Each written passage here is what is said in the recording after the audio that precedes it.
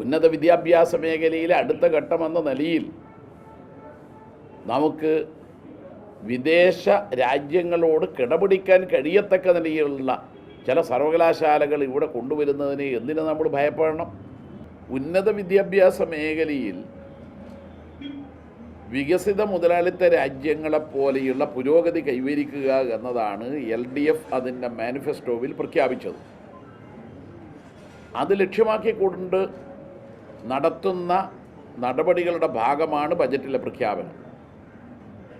സർക്കാരിൻ്റെ നിയന്ത്രണത്തിന് വിധേയമായി വ്യവസ്ഥകളോടുകൂടി നേരത്തെ സ്വാശ്രയ പ്രൊഫഷണൽ കോളേജുകൾ ആരംഭിച്ചതുപോലെ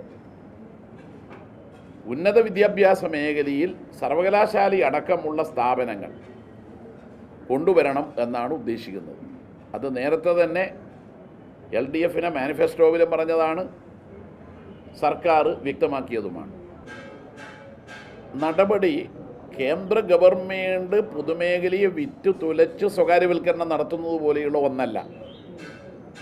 നിലവിലുള്ള സർവകലാശാലകൾ അതുപോലെ പ്രവർത്തിക്കുകയും സ്വാശ്രയ പ്രൊഫഷണൽ കോളേജുകൾ ഇപ്പോൾ നിയമവിധേയമായി തന്നെ മാർഗരേഖകളുടെ അടിസ്ഥാനത്തിൽ പ്രവർത്തിക്കുന്നതുപോലെ സാമൂഹ്യ പ്രതിബദ്ധതയോടെ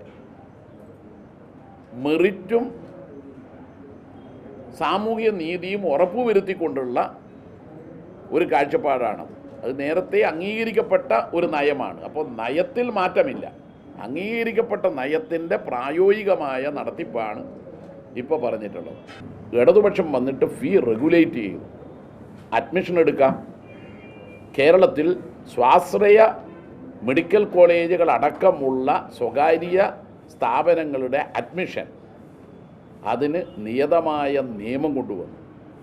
ഇപ്പോൾ റാങ്ക് ലിസ്റ്റിൽ നിന്ന് അഥവാ എൻട്രൻസ് പരീക്ഷ കമ്മീഷണർ തയ്യാറാക്കുന്ന ലിസ്റ്റിൽ നിന്നല്ലാതെ ഒരൊറ്റയാളെ പുറത്തുനിന്ന് എടുക്കാൻ പാടില്ല. ഈ വ്യവസ്ഥകളോടുകൂടി സ്വകാര്യ സ്വാശ്രയ പ്രൊഫഷണൽ കോളേജുകൾ പ്രവർത്തിക്കുന്ന കേരളത്തിൽ ഉന്നത വിദ്യാഭ്യാസ മേഖലയിലെ അടുത്ത ഘട്ടമെന്ന നിലയിൽ നമുക്ക് വിദേശ രാജ്യങ്ങളോട് കിടപിടിക്കാൻ കഴിയത്തക്ക നിലയിലുള്ള ചില സർവകലാശാലകൾ ഇവിടെ കൊണ്ടുവരുന്നതിന് എന്തിനു നമ്മൾ ഭയപ്പെടണം?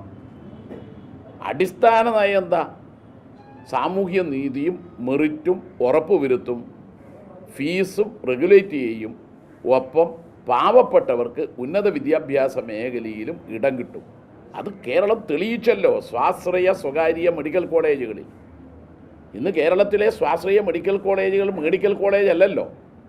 അപ്പോൾ ആ കാഴ്ചപ്പാടിൽ നിന്നുകൊണ്ടാണ് ഈ പുതിയ നയത്തെ നമ്മൾ കാണുന്നത്. ഇതൊരു പുതിയ നയമല്ല, നേരത്തെ അംഗീകരിക്കപ്പെട്ട നയമാണ്.